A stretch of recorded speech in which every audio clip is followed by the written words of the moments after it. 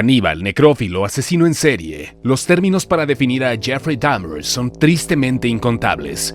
Con todo, no superan al número de víctimas, 17, que cayeron víctimas de su barbarie. Y es que además de hacerse famoso por comerse los cerebros de aquellas personas a las que asesinaba, todos ellos parejas homosexuales que pretendía mantener siempre consigo y querer revivir a los muertos, este estadounidense se caracterizó por desmembrar a sus víctimas. Jeffrey Dahmer nació el 21 de mayo de 1960 en Milwaukee, Wisconsin, hijo de una pareja de norteamericanos de clase media. Su infancia transcurrió con relativa normalidad y su padre lo calificaría como un niño extremadamente curioso, con una gran fascinación por los animales. Una vez el pequeño Jeffrey presenció cómo su padre recogía huesos de animales muertos en el patio trasero de la casa, en un intento posterior de darle explicaciones a las acciones de su hijo. Su padre expuso que, viendo en retrospectiva, tal evento podría haber significado el comienzo de la catástrofe que se gestaría años después. Pronto el niño comenzó a dar señales de timidez, por lo que sus padres lo incitaban a realizar actividades que lo orillaran a la interacción con otros niños. Durante su pubertad comenzó a abrir cadáveres de animales. Estos acontecimientos sucedieron justo cuando sus hormonas comenzaron a hacerle experimentar sus primeros deseos sexuales. En este punto se dio cuenta de que se sentía atraído por los hombres. Sus deseos sexuales le causaban un conflicto interno, por lo que comenzó a beber alcohol en grandes cantidades, tal vez como una forma de evasión de su propia realidad. Pero justo después de salir de la escuela preparatoria, Dahmer pasaría de la fantasía a la realidad con el asesinato de su primera víctima, un joven quien pedía un ride en la carretera. Jeffrey recogió al chico llamado Stephen Hicks de 18 años, lo invitó a su casa, bebieron y platicaron durante un par de horas y cuando Hicks se quiso ir, Jeffrey lo golpeó con un tubo de metal en la cabeza y después lo estranguló. Él sabía perfectamente lo que había hecho y decidió desmembrar el cuerpo con un cuchillo. Metió las partes en la cajuela del carro y se dirigió hacia la carretera donde un policía lo paró por conducir de forma sospechosa. Con el cuerpo de la víctima escondido, el policía lo dejó ir, solo con una advertencia. Mantuvo los huesos de la víctima en su cochera por 2 semanas. Después, los trituró a martillazos y los esparció en el bosque que quedaba detrás de su casa. Como medida alternativa a su vagancia y alcoholismo, Jeffrey se enroló en el ejército y comenzó a aprender anatomía humana para servir como médico de rescate. Por primera vez estaba contento con lo que hacía y obedecía reglas y órdenes establecidas. Su carácter parecía haber cambiado de ser retraído e inseguro a extrovertido y sonriente. Tras ser expulsado del ejército por su alcoholismo, Dahmer regresó a Estados Unidos y se mudó con su abuela en Ohio. Ahí se estabilizó su vida en tanto hasta que un día, en la biblioteca del pueblo, un hombre le dejó una nota ofreciéndole sexo, a lo cual él se negó. Pero después confesaría que ese fue un momento decisivo puesto que despertaría en él un deseo incontrolable de mantener relaciones sexuales con hombres sumisos. En este punto Dahmer no encontró cosa más sumisa que un maniquí que robó, al que observaba y con el que se masturbaba hasta que su abuela lo encontró y le ordenó que lo desapareciera. Comenzó a asistir a los club gays de Ohio, donde conocía a hombres a quienes llevaba a hoteles para invitarles bebidas adulteradas con un somnífero para que cayeran inconscientes. Esto llegó al punto en que intoxicó a un hombre de tal manera que pasó una semana en el hospital.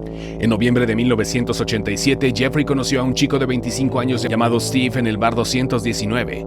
De ahí, ambos se fueron a un hotel y Dahmer utilizó su vieja técnica de agregar somníferos a la bebida de su acompañante hasta que cayera inconsciente. Jeffrey pasó la noche con el joven. Cuando despertó se dio cuenta de que su acompañante estaba muerto, con moretones y sangre por todas partes. Él no recordaba nada, pero entró en pánico. Salió y compró el estuche para trajes más grande que pudo encontrar. Metió el cadáver ahí y escapó en un taxi hacia la casa de su abuela, donde lo desmembró y ocultó sus partes. Después de ese segundo ataque decidió que no iba a tratar de controlar esos impulsos criminales, más aún, iba a buscar saciarlos. El tercer ataque fue en contra de un chico de 14 años a quien recogió en la calle y ofreció $50 para que le practicase oral. Lo drogó y lo estranguló. Se quedó con el cuerpo más de una semana escondiéndolo en el sótano de la casa y con el cual continuaba teniendo sexo, explorando sus más perversas fantasías. Cuando el cadáver se comenzó a podrir, Jeffrey lo desmembró y lo enterró en el patio. Richard Guerrero fue su cuarta víctima. Usó el mismo modus operandi. Pasó unas horas junto al cadáver antes de ser desmembrado y tirar pequeñas partes a la basura, hasta que eventualmente el camión se había llevado todo el cuerpo, parte por parte y en un lapso de varios días. Su abuela le pidió que se mudara y lo hizo. Rentó un departamento al este de Milwaukee y un día recogió a un pequeño chico de 13 años a quien invitó a su casa. Ahí lo intentó violar, pero el chico logró escapar. Lo arrestaron bajo cargos de abuso sexual en segundo grado, pero sus asesinatos todavía eran un secreto. Tras cumplir una breve condena de servicio comunitario, Jeffrey atacó de nuevo.